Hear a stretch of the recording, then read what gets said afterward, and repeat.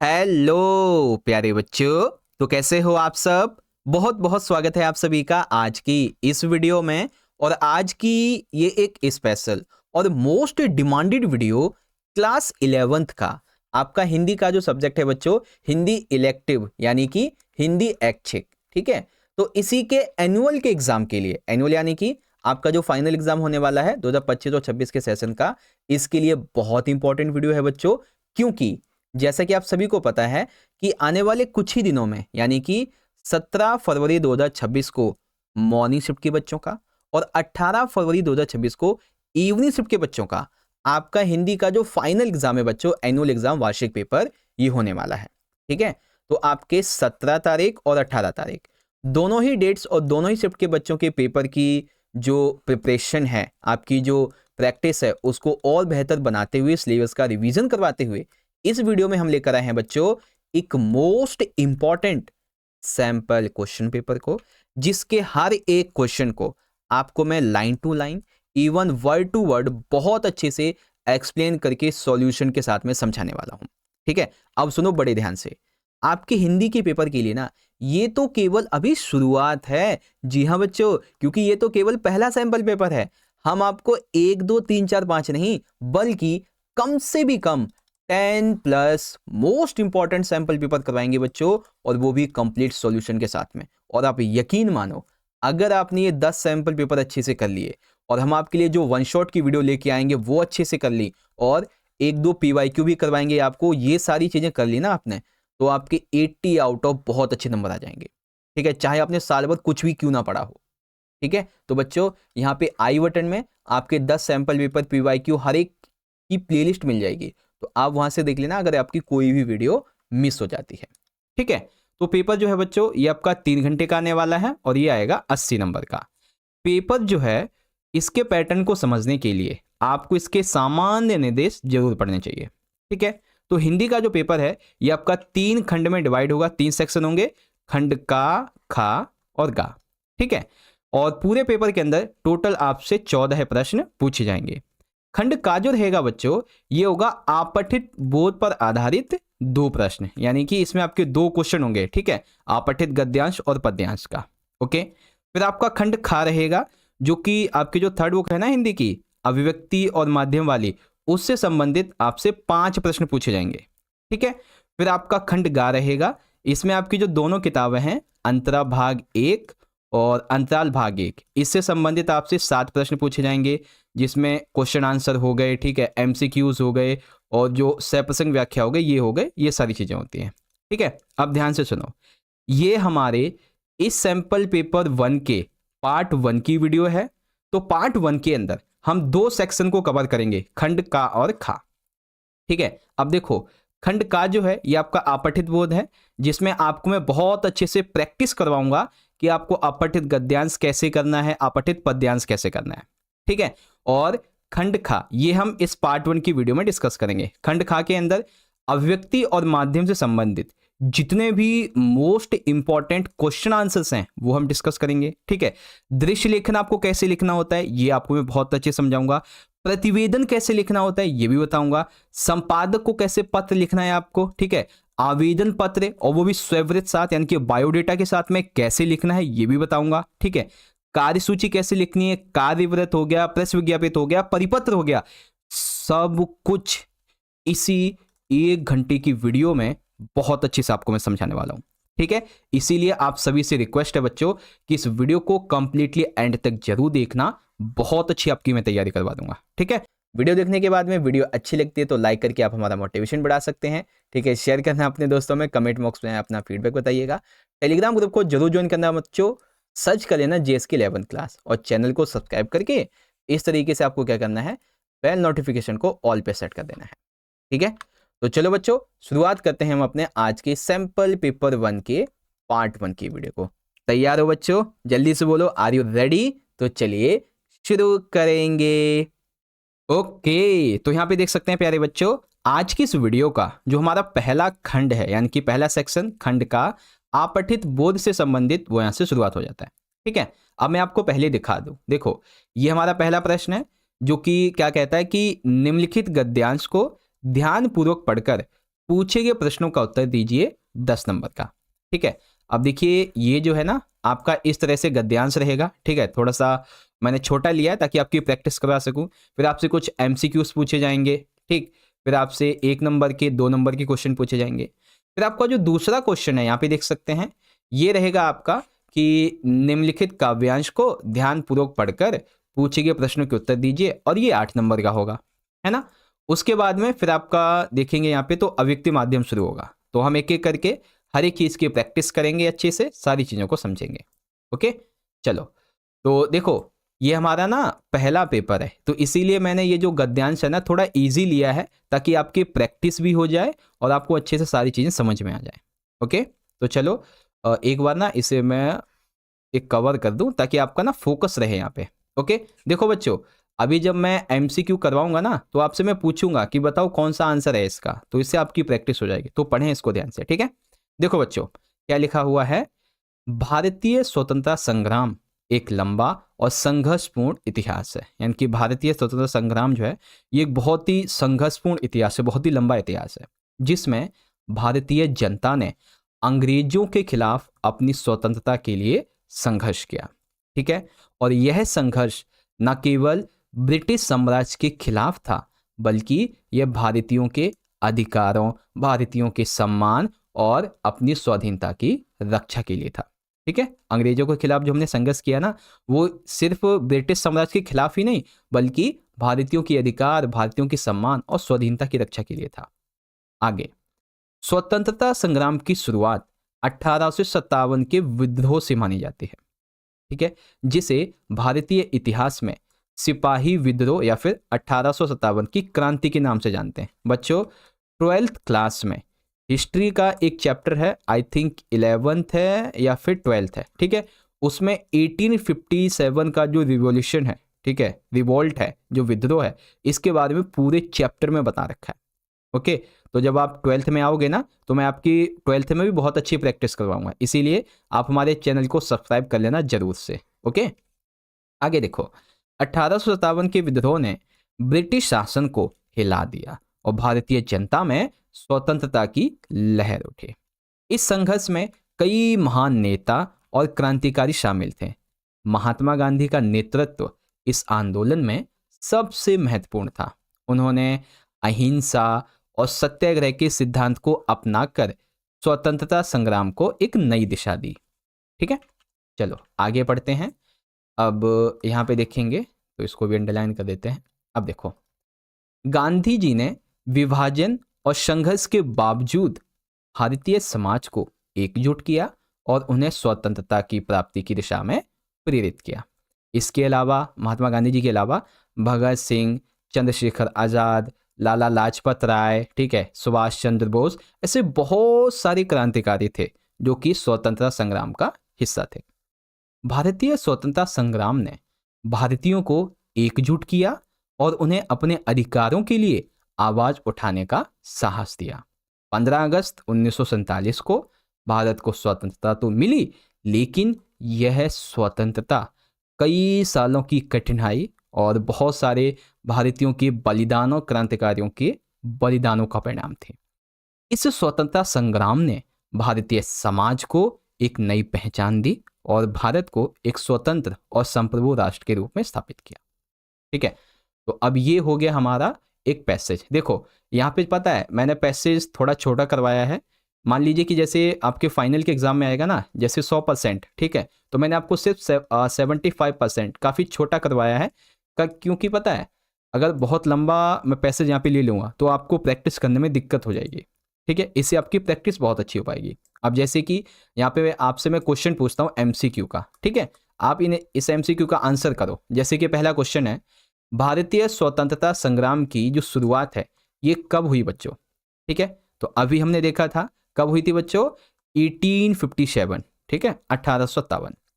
दूसरा प्रश्न, गद्यांश के अनुसार निम्नलिखित कथनों को ध्यानपूर्वक पढ़िए। तो चलिए, पहला कथन क्या कहता है, महात्मा गांधी ने अहिंसा और जो सत्याग्रह के सिद्धांत हैं इसको अपनाया। बिल्कुल सही बात है। इसके अलावा भगत सिंह, चंद्रशेखर आजाद, इन्होंने केवल अहिंसा का पालन किया। गलत बात, इन्होंने अहिंसा और हिंसा दोनों का पालन किया। तीसरा, 1857 का विद्रोह भारतीय स्वतंत्रता संग्राम की शुरुआत मानी जाती है। बिल्कुल सही। चौथा, भारतीय स्वतंत्रता संग्राम ने भारतीय समाज को एकजुट किया। ये भी सही है। मतलब कि हमारे 3 सही हैं, पहला वाला, दूसरा नहीं, तीसरा और चौथा, यानी कि 1, 3 और 4। तो का वाला हमारा राइट हो जाएगा। ठीक है, देखो अब तीसरा प्रश्न है। यहाँ पे अभिकथन और कारण को ध्यानपूर्वक पढ़ना है, फिर सही विकल्प का चयन करना है। तो हमारा अभिकथन क्या कहता है बच्चों? महात्मा गांधी का नेतृत्व भारतीय स्वतंत्रता संग्राम के लिए अत्यधिक महत्वपूर्ण था। बिल्कुल सही बात है। क्यों था? क्योंकि गांधी जी ने अहिंसा और सत्याग्रह के सिद्धांत को अपनाकर आंदोलन को नई दिशा दी थी। तो बिल्कुल सही है और एक्सप्लेनेशन भी है। तो ए भी राइट और आर भी राइट और कारण अभिकथन की सही व्याख्या करता है ना। देखा बच्चों, कितना आसान तरीके से समझ में आ रहा होगा, है ना। एक बार बताओ फटाफट से। चलो अब हमारे 1-1 नंबर के और 2-2 नंबर के क्वेश्चन आ जाते हैं। तो हमारा पहला क्वेश्चन है बच्चों यहाँ पे कि भारतीय स्वतंत्रता संग्राम का सबसे पहला प्रमुख संघर्ष कौन सा था? ठीक है, स्वतंत्रता संग्राम का सबसे पहला प्रमुख संघर्ष कौन सा था? तो अभी हमने पढ़ा था 1857 का सिपाही विद्रोह। ठीक है, 1857 का सिपाही विद्रोह। दूसरा प्रश्न, महात्मा गांधी ने भारतीय स्वतंत्रता संग्राम में क्या भूमिका निभाई? तो महात्मा गांधी जी ने भारतीय स्वतंत्रता संग्राम में अहिंसा के माध्यम से और सत्याग्रह, ये जो 2 सिद्धांत थे, इनको अपनाया और इन्हीं के नेतृत्व में भारतीय समाज एकजुट हुआ और स्वतंत्रता के लिए संघर्ष भी किए। अगला क्वेश्चन, भारतीय स्वतंत्रता संग्राम में भगत सिंह और चंद्रशेखर आजाद का योगदान क्या था? बच्चों ये आपको अपना दिमाग लगा के लिखना है। ठीक है, क्योंकि पैराग्राफ में तो इसके बारे में ज़्यादा कुछ लिखा नहीं है, तो इसमें आपको अपना दिमाग लगाना है। तो देखो, भगत सिंह, चंद्रशेखर आजाद, इन्होंने स्वतंत्रता संग्राम में क्रांतिकारी गतिविधियों के जरिए ब्रिटिश साम्राज्य के खिलाफ संघर्ष किया। उनका उद्देश्य भारत को स्वतंत्रता दिलाना था और उनके बलिदान ने लोगों को प्रेरित भी किया। ठीक है, अब यहां पे अगला क्वेश्चन, भारतीय स्वतंत्रता संग्राम के परिणाम स्वरूप भारत को स्वतंत्रता कब मिली? तो कब मिली थी बच्चों? भारत को स्वतंत्रता कई सालों के संघर्ष, बलिदान, क्रांतिकारियों के बलिदानों के परिणाम स्वरूप 15 अगस्त 1947 को मिली थी। ओके, तो प्यारे बच्चों, इस तरह से हमने इस पेपर का जो हमारा सबसे पहला क्वेश्चन था, ठीक है, खंड का के अंदर हमारा पहला जो क्वेश्चन था ना गद्यांश वाला, ये हमने पूरा कर लिया। ठीक है, देखो इसमें जो है मैंने आपको थोड़ा छोटा गद्यांश समझाया है। जो दूसरा पेपर होगा उसमें आपको मैं थोड़ा लॉन्ग गद्यांश समझा दूंगा, इससे आपकी दोनों की प्रैक्टिस हो जाएगी, है ना बच्चों। चलो अब हम शुरुआत करेंगे अपने दूसरे वाले पैसेज को। और दूसरा जो पैसेज है ना, ये है निम्नलिखित काव्यांश को ध्यानपूर्वक पढ़िए। अब काव्यांश यानी कि कविता की कुछ लाइन्स होंगी, जिसे हम पद्यांश भी कह सकते हैं, उसको पढ़ना है, फिर आंसर देने, और ये 8 नंबर का है। ठीक है, तो आपको मैं एक एक लाइन, एक एक वर्ड का बहुत अच्छे से मीनिंग समझाऊंगा ताकि आप क्वेश्चन अच्छे से समझ जाए। ठीक है, तो देखो बच्चों क्या लिखा हुआ है, हरी भरी धरती का यह उपहार, प्रकृति से मिलता जीवन का आधार। यानी कि जो हरी भरी धरती है ये हमारे लिए उपहार है और प्रकृति से हमारे जीवन का आधार है। आगे कहते हैं, पेड़ नदियां और यह नीला आसमान, सजीव है सब यह है भगवान। अर्थात पेड़, नदियां, नीला आसमान, ये सभी सजीव हैं, सभी में प्राण है और ये भगवान हैं। ठीक है, आगे क्या कहा गया है, फूलों की खुशबू, चिड़ियों के गायन, प्रकृति है मनुष्य का सच्चा वरदान। यानी कि फूलों की खुशबू और चिड़ियों की जो चहचहाने की आवाज होती है, ये प्रकृति जो है ये मनुष्य के लिए एक वरदान से कम नहीं है। मगर लोभ में मानव ने ठानी है बात, प्रकृति से छीन ली उसकी सौगात। मनुष्य ने आज लोभ में आकर, लालच में आकर एक ऐसी ठान ली है कि उसने प्रकृति से उसकी सौगात, उसकी जो सुंदरता है वो छीन ली है। काटे जंगल, नदियां सुखाई, धरती की गोद को जख्म पहुंचाएं। जंगल काटे जा रहे हैं, नदियां सुखाई जा रही हैं, धरती जो है वहां पे सुरंगें की जा रही हैं, एक तरीके से धरती को कष्ट पहुंचाया जा रहा है। बदले में अगर आप प्रकृति का विनाश करोगे तो प्रकृति भी आपका विनाश करेगी। बदले में मौसम ने रंग दिखाया, प्रकृति ने अपना रौद्र रूप दर्शाया। ठीक है, मनुष्य ने प्रकृति को बहुत ज्यादा हानि पहुंचाई है, हार्म किया है, तो बदले में प्रकृति ने, मौसम ने रूप बदला। ठीक है, प्रकृति ने अपना रौद्र रूप दिखाया, इसीलिए बाढ़, सुनामी वगैरह ये सब आते रहते हैं। ठीक है, समझो मानव, यह तेरा आधार है, प्रकृति तेरी माँ, तुझसे प्यार है। हे मानव, तुम समझो, ये प्रकृति तुम्हारे जीवन का आधार है, प्रकृति तुम्हारी माँ और तुम्हारी माँ को तुमसे बहुत प्यार है।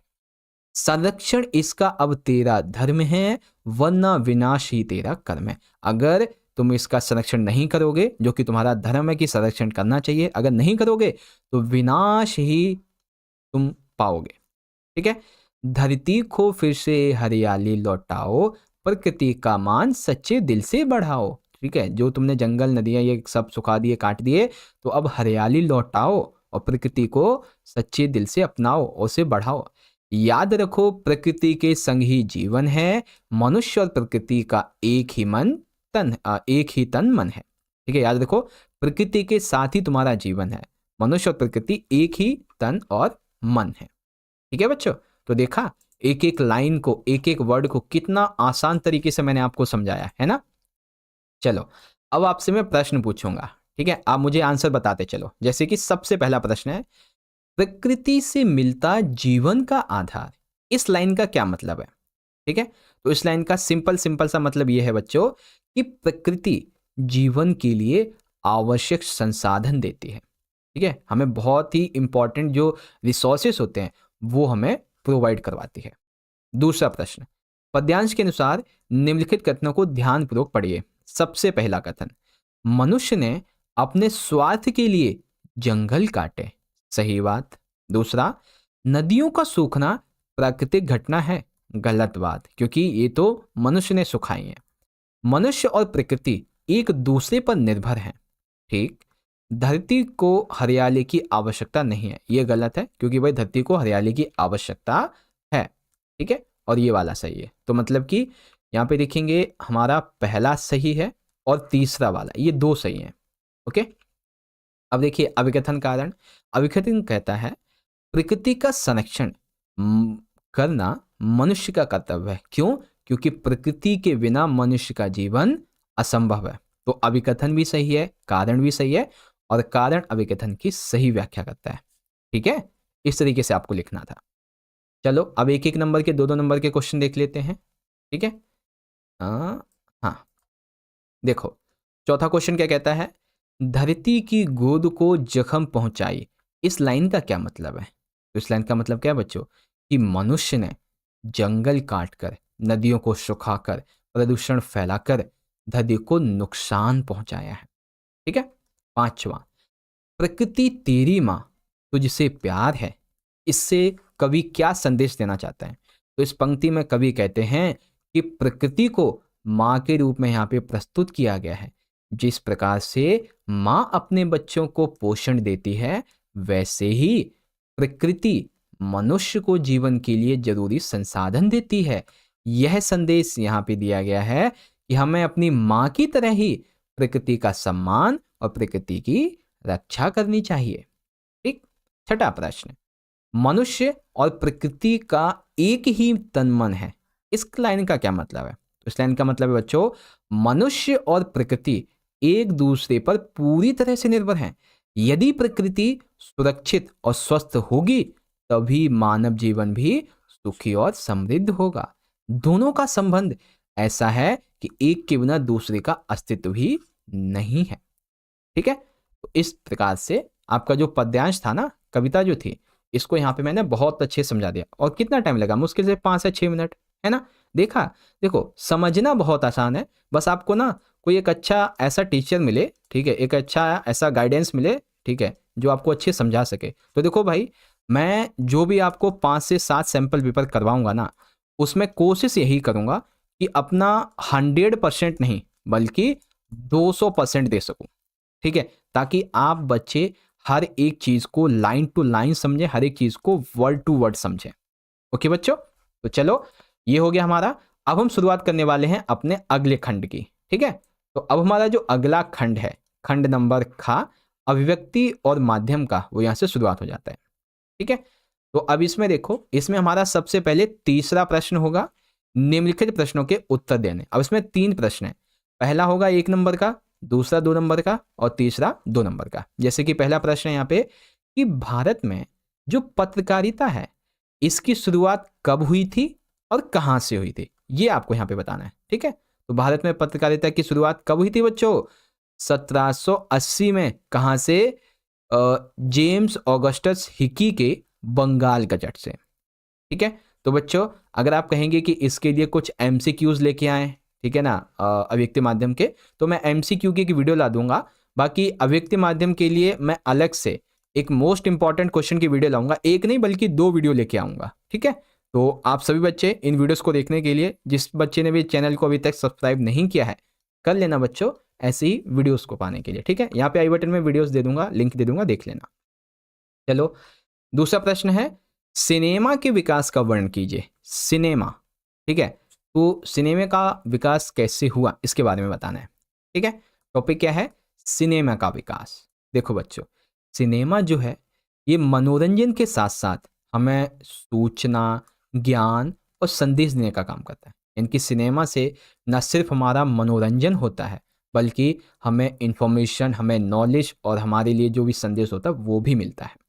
ठीक है, अब यहाँ पे कुछ 1-1 नंबर के क्वेश्चन आपके तैयार हो जाएंगे। जैसे कि सिनेमा के आविष्कार का श्रेय थॉमस अल्वा एडिसन को जाता है।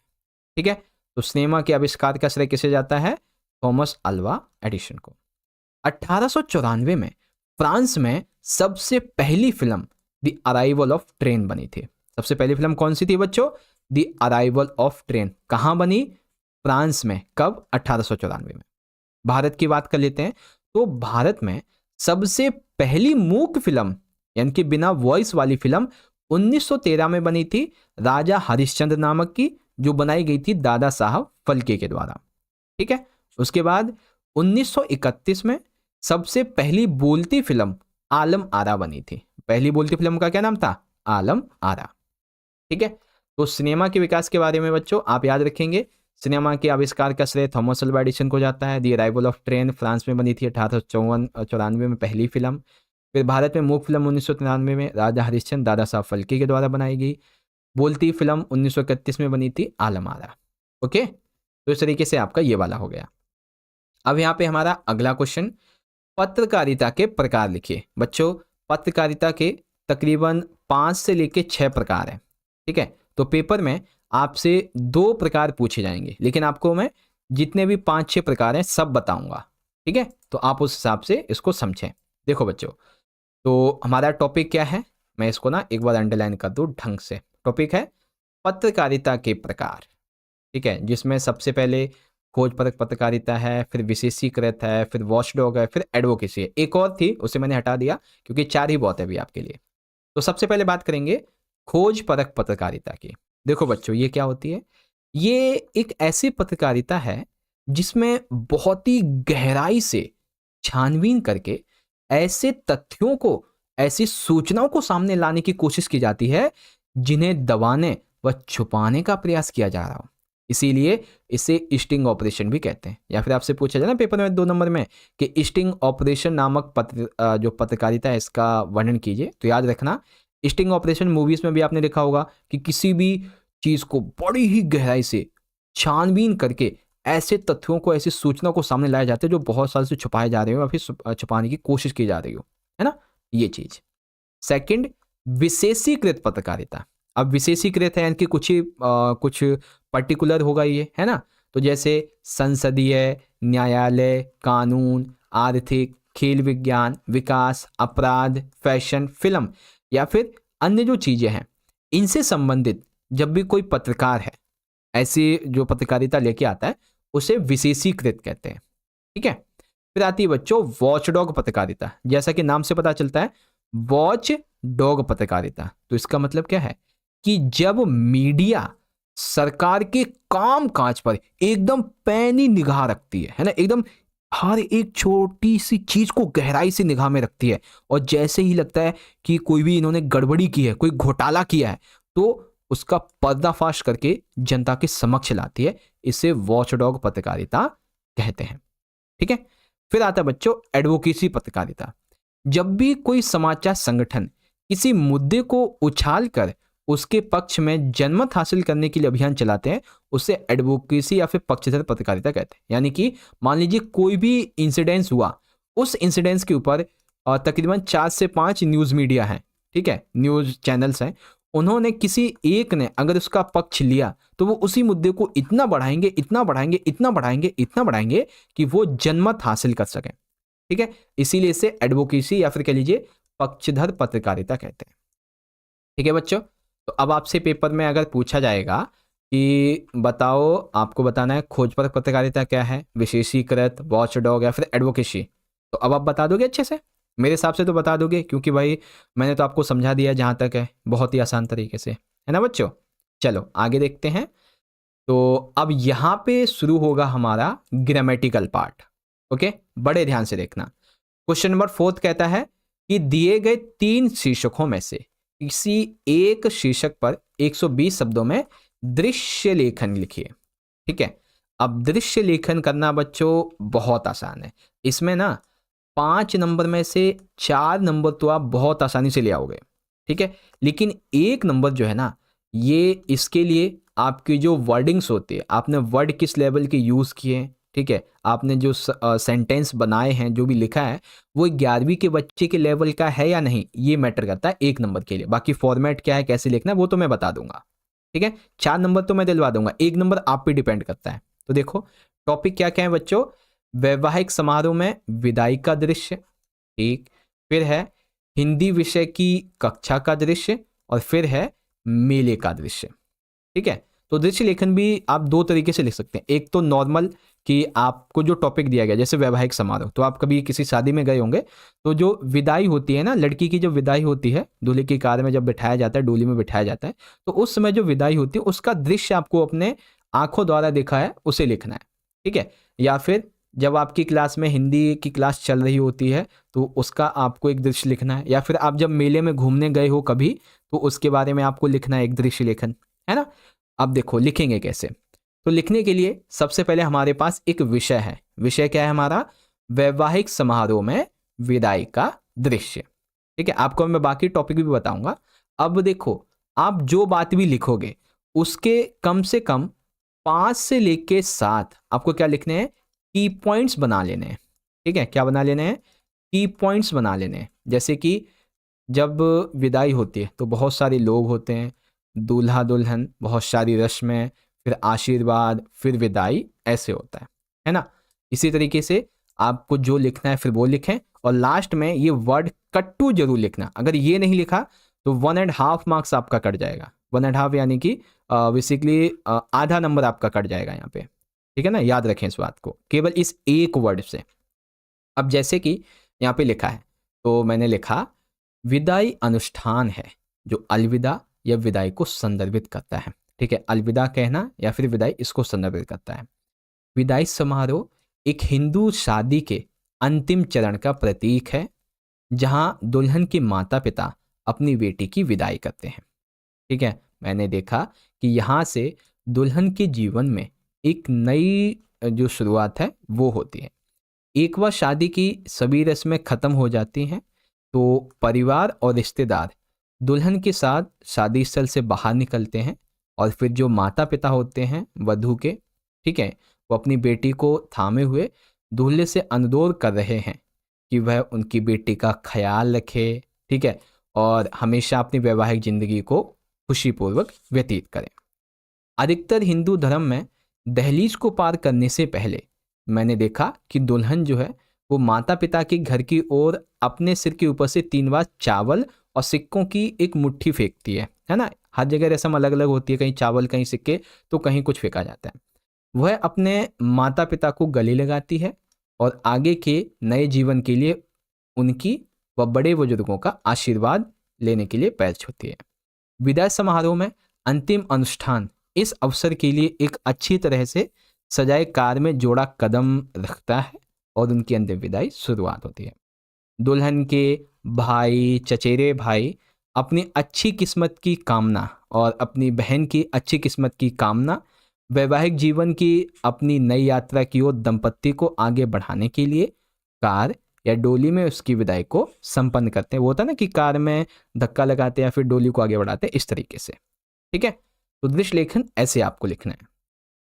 अब एक और टॉपिक यहाँ पे लिया गया, ठीक है, इसके बाद आपको मैं तीसरा टॉपिक भी बताऊंगा। ठीक है, तो पहले आप इजी वाला एक और टॉपिक देख लो, मेले का दृश्य। ठीक है, मेले का दृश्य, तो छोटे छोटे की पॉइंट्स, झूले, दुकानें, चहल पहल, बच्चों का उत्साह, मनोरंजन। अब लिखेंगे, मेले का दृश्य हमेशा उत्साह, मनोरंजन से भरा होता है। हाल ही में मैंने अपने शहर में लगे एक मेले का दौरा किया। मेला बड़े मैदान में आयोजित किया गया था और हर तरफ रंग बिरंगी रोशनी की सजावट थी। झूले पर बैठे बच्चे और वयस्क खुशी से झूम रहे थे। वहां घूमते हुए मैंने मिठाइयों और खिलौने की बहुत सारी दुकानें देखी। गन्ने के रस, गोलगप्पों की दुकानें लोगों को अपनी ओर आकर्षित कर रही थी, खींच रही थी। कुछ लोग हंसी मजाक करते हुए गेम्स और प्रतियोगिताओं में हिस्सा भी ले रहे थे। अब आप भी कहीं जाते हो ना मेले में, तो ऐसा ही तो देखते हो, है ना। मुझे झूले में सबसे ज्यादा आकर्षक लोक नृत्य और संगीत का प्रदर्शन लगा। झूले में नहीं, मुझे मेले में। ठीक है, कलाकारों ने अपने पारंपरिक परिधानों में शानदार प्रदर्शन किया, यानी कि अलग अलग संस्कृति के लोग थे वहाँ पे, जिसने सभी का मन मोह लिया। मेले में बच्चों के लिए गुब्बारे, खिलौने, छोटे झूले, ये बहुत ही आकर्षक थे। यह मेला न केवल मनोरंजन का स्रोत था, बल्कि हमें हमारी संस्कृति, हमारी परंपराओं के करीब भी ले गया। वहाँ का हर दृश्य आनंदमय और जीवंत था। यह अनुभव मुझे हमेशा याद रहेगा। कट 2 हो गया दृश्य। ठीक है, तो बस इस तरीके से आपको दृश्य लेखन करना था बच्चों, है ना। अब एक टॉपिक और यहाँ पे मैंने ले लिया है, जैसे कि हिंदी विषय की कक्षा का दृश्य। ठीक है, तो एक दिन अंदर कक्षा का कक्ष, अध्यापक, दीपक, 40 विद्यार्थी और इस तरीके से। ठीक है, तो आप इसे चाहो तो पढ़ लो। ये दूसरा तरीका भी है जो कि थोड़ा डिफिकल्ट है, लेकिन जो तरीका मैंने आपको बताया वैसे लिखोगे तो पूरे नंबर मिल जाएंगे। ठीक है, तो ये हो गया आपका दृश्य लेखन।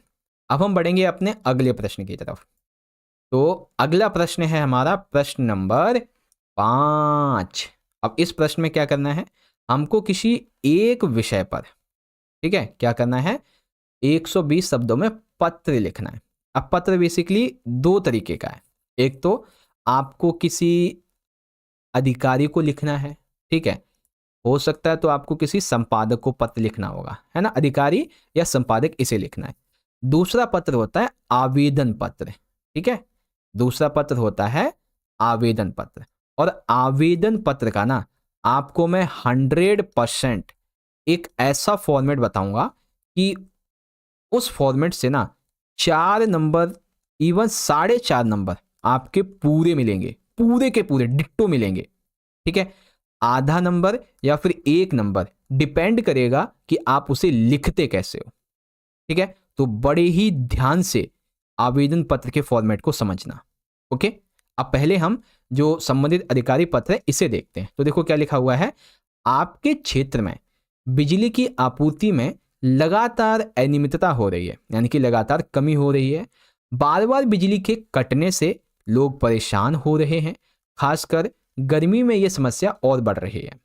कृपया इस बारे में अपने संबंधित अधिकारी को एक पत्र लिखकर शिकायत दर्ज करें और सुधार की मांग करें। तो चलो शुरू करते हैं।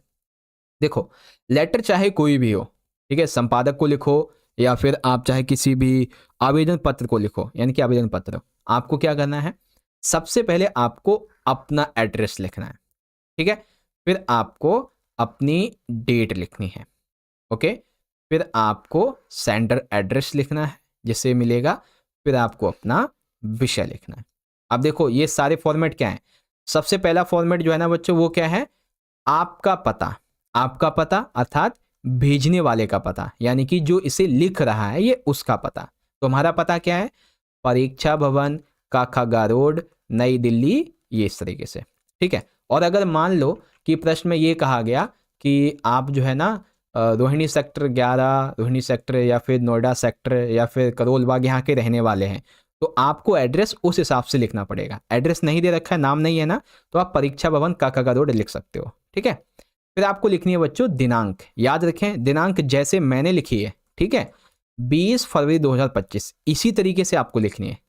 अगर आपने ऐसे लिख दी 20/2/2025 तो आधा नंबर कट जाएगा आपका, ठीक है, इसीलिए अच्छे से लिखना। फिर आप यहाँ पे लिखेंगे श्रीमान बिजली विभाग अधिकारी करोल बाग उत्तरी नई दिल्ली, इस तरीके से। तो ये क्या है, ये है प्राप्तकर्ता का पता, यानी कि जो लेटर आप लिख रहे हो ये किसे मिलेगा, तो ये मिलने वाले का पता है। किसे हम लिख रहे हैं, बिजली विभाग अधिकारी को, कहाँ के, करोल बाग के, ठीक है। और बच्चों ये श्रीमान के आगे जो संबोधन वाचक मैंने लगा रखा है ना, ये टीचर पे बहुत अच्छा इफेक्ट डालेगा, क्योंकि इससे लगता है कि हाँ आपको जो प्रतीक है, चिन्ह है, इसकी नॉलेज है। फिर आप विषय लिख देंगे कि बिजली आपूर्ति में अनियमितता के संबंध में शिकायत हेतु पत्र, ठीक है, विषय भी लिख दिया। अब होगा यहां से शुरुआत, तो लिखेंगे महोदय और फिर संबोधन वाचक, इस तरीके से आपका लेटर शुरू। सविनय निवेदन यह है कि हमारे क्षेत्र में पिछले कुछ महीनों से बिजली की आपूर्ति अत्यधिक अनियमित हो गई है, इनकी बिजली सही टाइम पे नहीं मिलती है। कभी कभी तो दिन में कई बार बिजली कट जाती है और रात में भी कई घंटे तक बिजली नहीं आती। इस समस्या ने हमारे दैनिक जीवन को बेहद प्रभावित किया है, खास करके गर्मी का मौसम जब से आ गया तब से तो बिजली और कट रही है। यह समस्या न केवल लोगों के दैनिक कार्यों को प्रभावित कर रही है, बल्कि इससे बच्चों की पढ़ाई, बच्चों का कामकाज, लोगों के कामकाज, ऑफिस के काम, इन सभी में बाधा, विघ्न पड़ रहा है। लगातार बिजली के कटने से बिजली के उपकरण को भी बहुत ज़्यादा नुकसान होता है। आती है जाती है, आती है जाती है, तो बिजली के उपकरण को भी बहुत ज़्यादा नुकसान होता है। विशेष रूप से गर्मी में बिना पंखे और एयर कंडीशनर के रहना अत्यधिक कष्टकारी हो जाता है और बुजुर्गों और बच्चों की सेहत पर भी इसका खराब असर पड़ता है, ठीक है। आपसे निवेदन है कि इस समस्या का समाधान शीघ्र किया जाए। कृपया नियमित बिजली आपूर्ति सुनिश्चित करने के लिए जल्दी से जल्दी कदम उठाएं, जिससे कि क्षेत्रवासियों को हो रही परेशानियों में कमी आए और उनकी जीवन शैली समान हो सके। फिर आप लिखेंगे धन्यवाद भवदीय, और यहाँ पे आपको अपना नाम लिखना है, ठीक है। आप अपना नाम लिख देना अगर उसमें नहीं दे रखा है, इस तरह से, ठीक है। तो ये हो जाएगा आपका क्या बोलते हैं, अधिकारी या फिर संपादक के नाम जैसे पत्र लिखना होता है उस तरीके से, ठीक है। चलो अब हम शुरू करेंगे अपने आवेदन पत्र को। तो क्या लिखा हुआ है, दिल्ली के राजकीय प्रतिभा स्कूल में हिंदी अध्यापक के कुछ पद रिक्त हैं। अपनी योग्यताओं का उल्लेख करते हुए इस पद पर नियुक्ति आवेदन पत्र लिखिए, ठीक है। हिंदी अध्यापक के लिए लिखना है। तो चलो सेम फॉर्मेट अपनाएंगे हम शुरुआत में, ठीक है। तो सेम फॉर्मेट में सबसे पहले हम लिखेंगे अपना पता, फिर लिखेंगे दिनांक और फिर लिखेंगे हम प्राप्तकर्ता का पता, ठीक है। तो आपका यानी कि भेजने वाले का पता क्या है, परीक्षा भवन, काखागा रोड, नई दिल्ली। फिर दिनांक आ जाएगी 21 फरवरी 2025।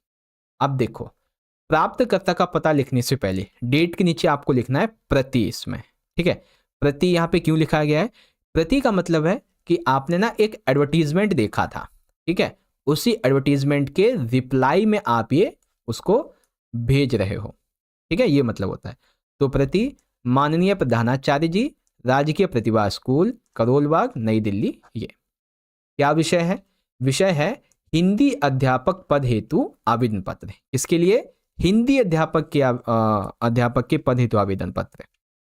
तो चलो फिर देखो, अब यहाँ पे जो फॉर्मेट आपको मैं दे रहा हूँ ना, जो भी यहाँ पे लिखा हुआ है, A to Z आपको कॉपी कर लेना है, A to Z दिमाग में छाप लो, कुछ चेंज नहीं करना है। जो बताऊंगा एक दो चीजें वही चेंज करनी है, ठीक है।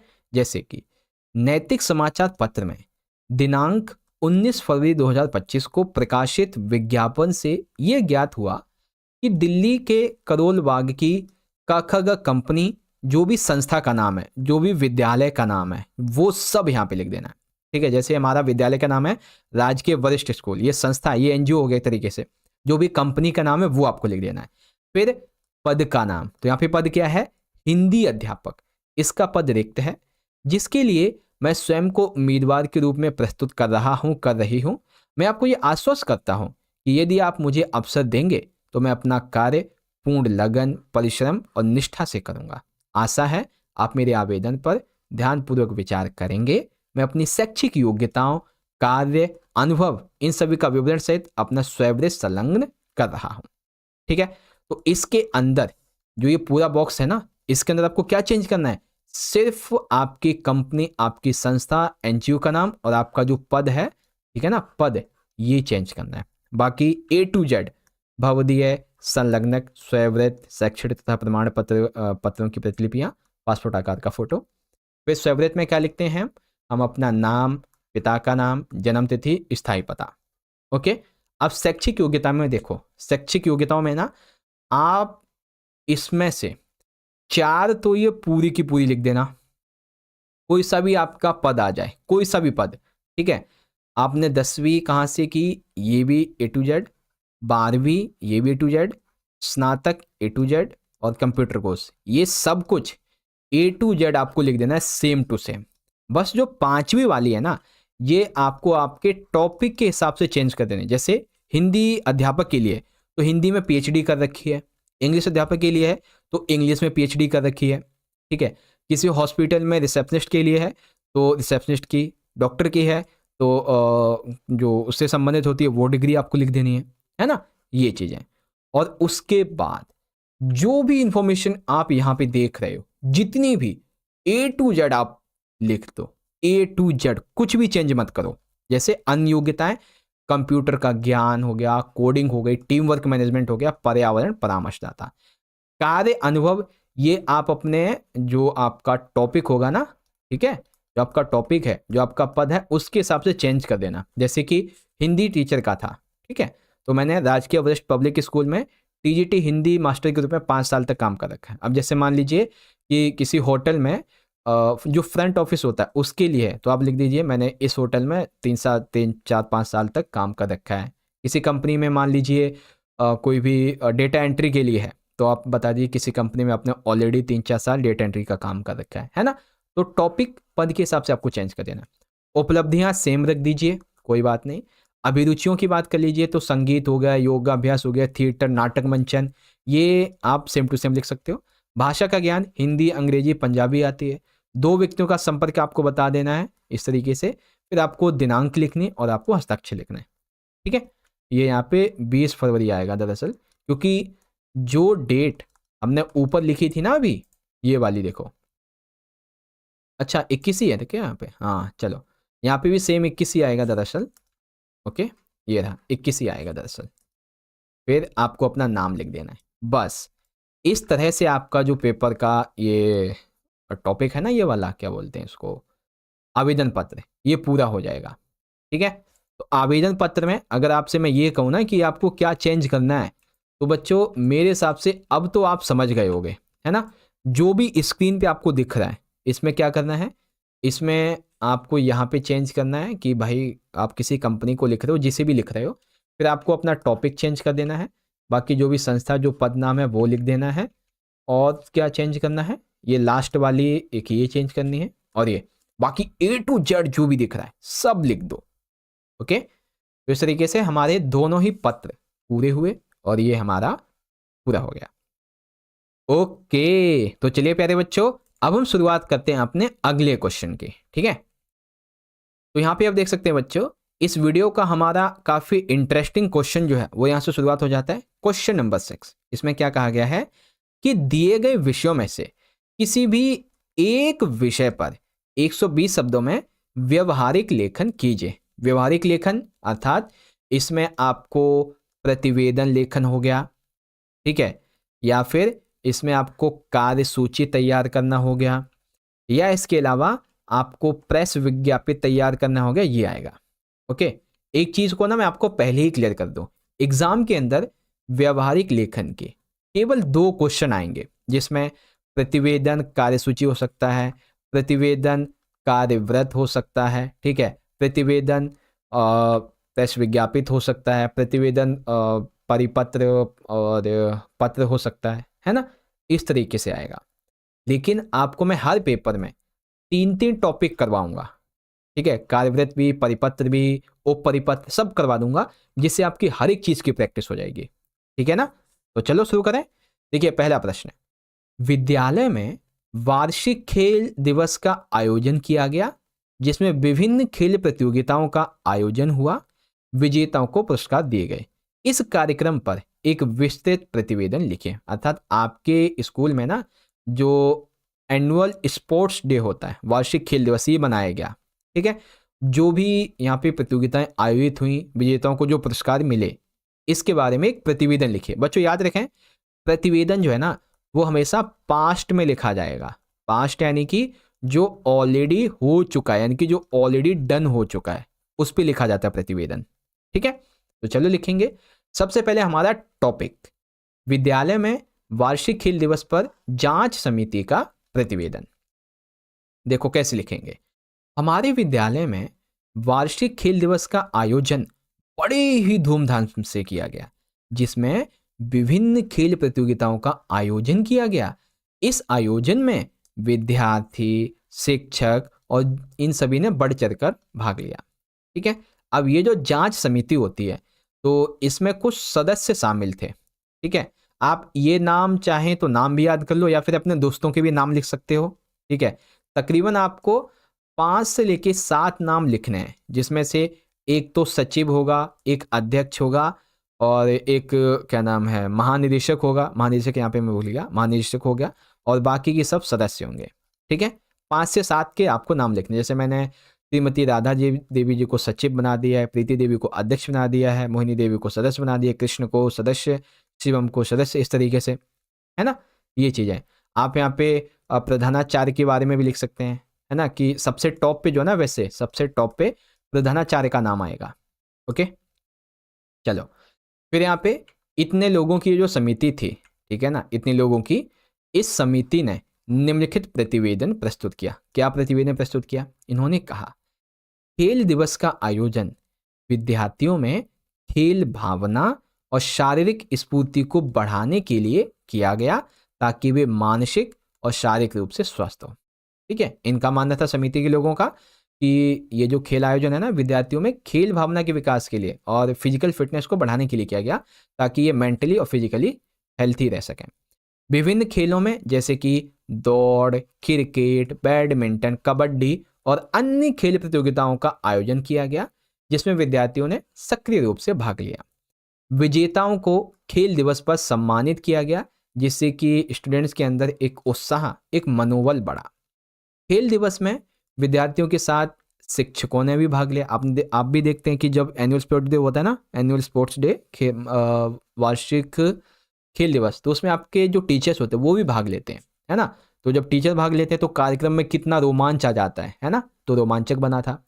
खेलों में उत्कृष्टता, प्रतिस्पर्धा भावना जो थी, उसको प्रोत्साहित करने के लिए पुरस्कारों की घोषणा की गई कि भाई जो जीतेगा उसे ये पुरस्कार मिलेंगे। इससे बच्चों के अंदर आत्मविश्वास भी बढ़ा।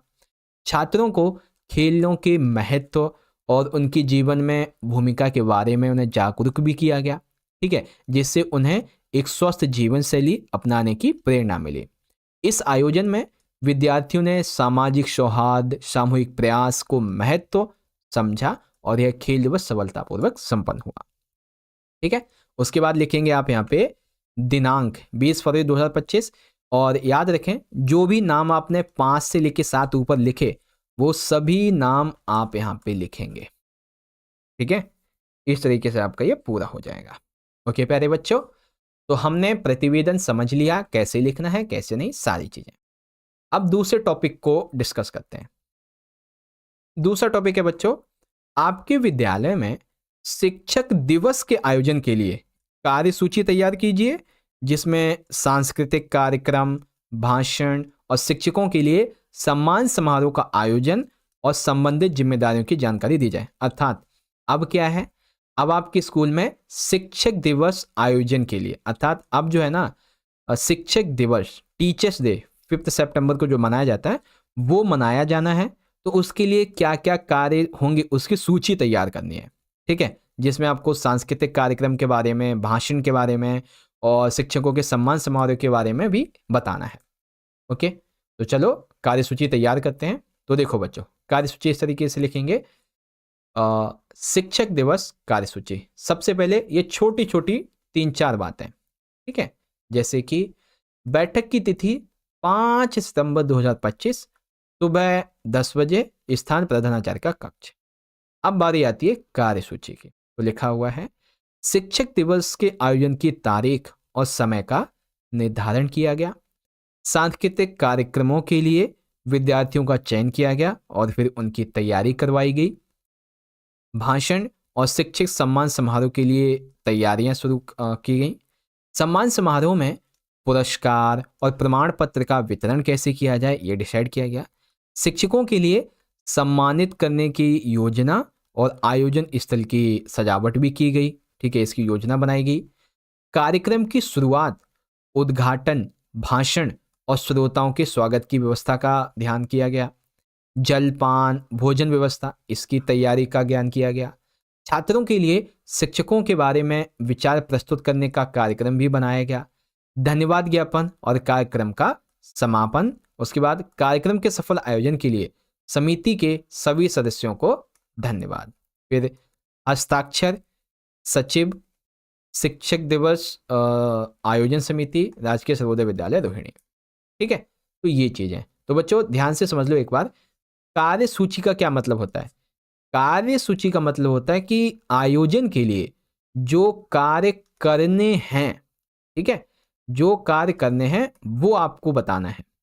ठीक है, और जो कार्यव्रत होता है ना बच्चों, कार्यव्रत, इसका मतलब होता है कि उसको आप ऑनगोइंग कर रहे हो। ठीक है ना, या फिर जो आपने कार्य किए, जो कार्य किए, जैसे शिक्षक दिवस के लिए आपने क्या क्या कार्य किए, इस तरीके से होता है कार्यसूची, यानी कि जो आप करेंगे उसके बारे में। ओके, ये चीजें तो समझ गए कार्यसूची।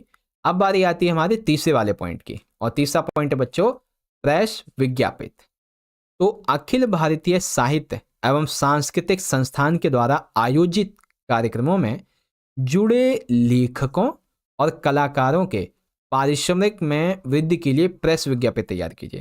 यानी कि अखिल भारतीय साहित्य और जो सांस्कृतिक सिद्धांत संस्थान है, इसमें जो लेखक हैं और जो कलाकार हैं, इनका जो पारिश्रमिक है, इसको बढ़ाने के लिए एक प्रेस विज्ञापित तैयार करना है।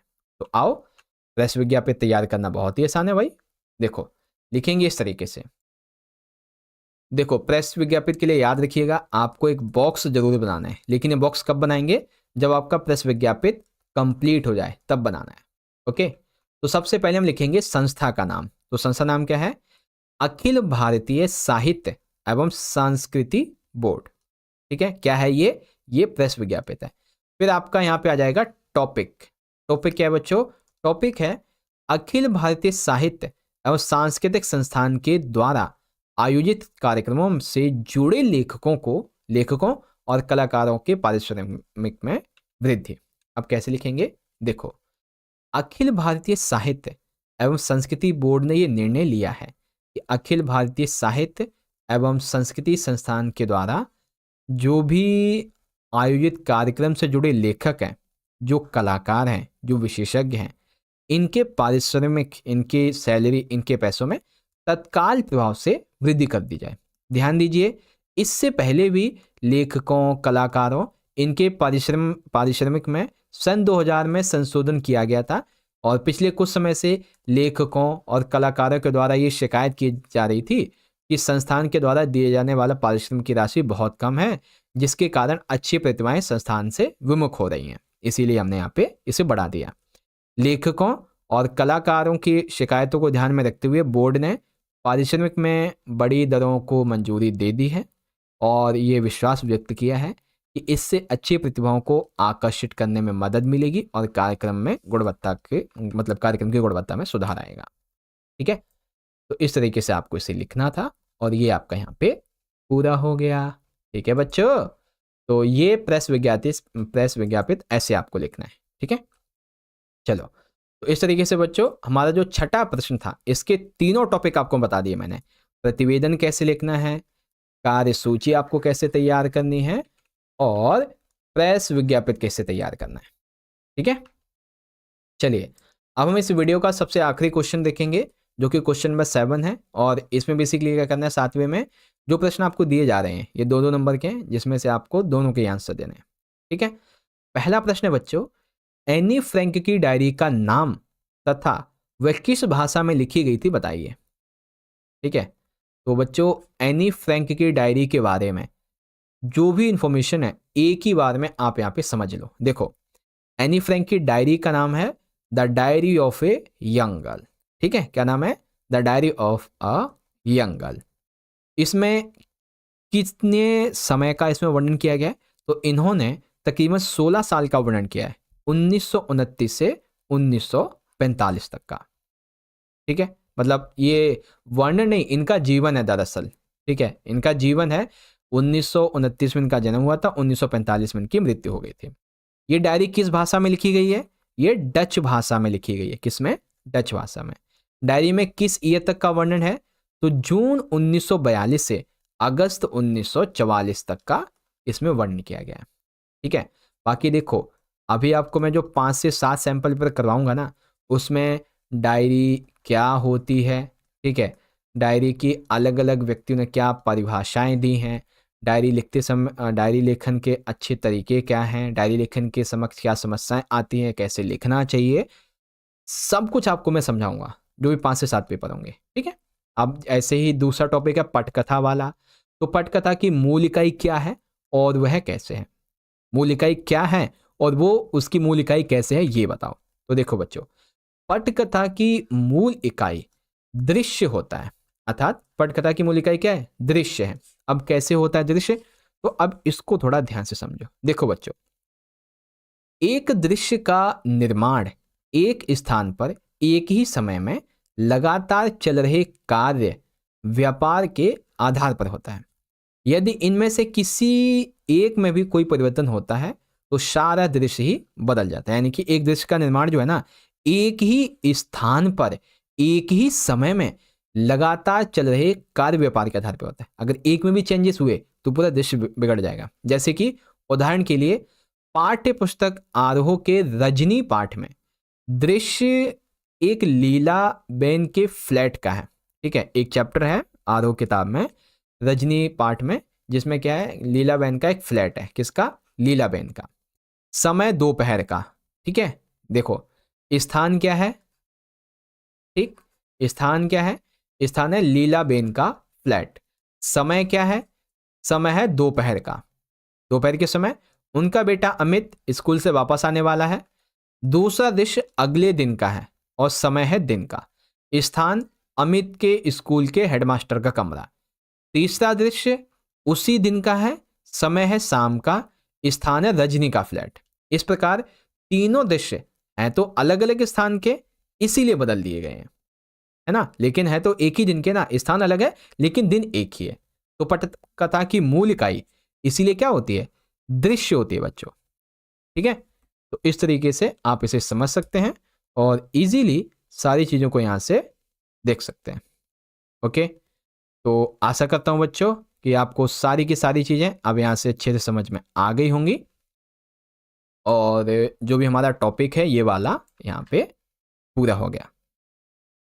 ओके प्यारे बच्चों, तो इस तरीके से हमारा आज का ये वीडियो पूरा हो गया। अब हमारी जो अगली वीडियो होगी बच्चों, ठीक है, अगली वीडियो, उसमें आपको मैं खंड गा पाठ्य पुस्तक अंतरा और अंतराल, जो कि हमारा कुल मिला के तकरीबन 40 मार्क्स का रहने वाला है, ये आपको मैं समझाऊंगा।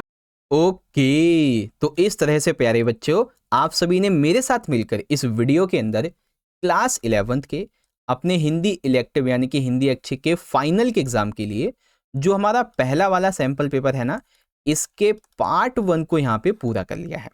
ठीक है, अब जो आपका ये सेक्शन नंबर सी यानी कि खंड नंबर गा बच गया है, ठीक है, अंतरा भाग 1 और अंतराल भाग 1 आपकी जो दोनों किताब हैं, दोनों पुस्तकें हैं, इसके जितने भी आपके मोस्ट इंपॉर्टेंट क्वेश्चंस हैं बच्चों, ठीक है, इन सभी को हम आपको बताएंगे पार्ट 2 की वीडियो में। पार्ट 2 की वीडियो का लिंक डिस्क्रिप्शन में मिल जाएगा और साथ ही साथ जो भी हम आपको 10 सैंपल पेपर हिंदी की करवाएंगे उनकी वीडियोस भी यहीं पे आई बटन में प्लेलिस्ट में मिल जाएंगी, तो जाके चेकआउट कर लेना। ठीक है, बाकी आप सभी बच्चों को वीडियो अच्छी लगी है तो वीडियो को लाइक करके आप हमारा मोटिवेशन जरूर से बढ़ाएं। वीडियो को शेयर करें अपने दोस्तों में ताकि उनके पास भी ये पहुंचे।